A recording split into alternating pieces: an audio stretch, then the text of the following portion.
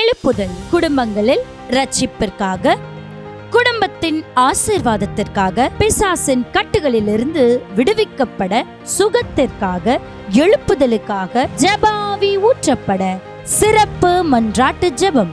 நாள் அக்டோபர் 16 வியாழக்கிழமை.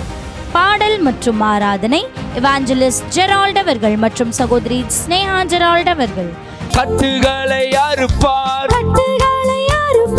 சாபங்களை முறிப்பார், வேதனையை மாற்றுவார், புது பலன் தருவார்.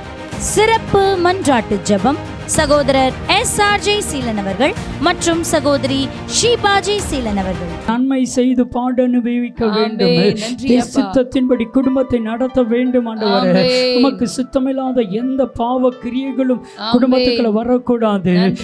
தேவ செய்தி பாஸ்டர் ராஜாராம்.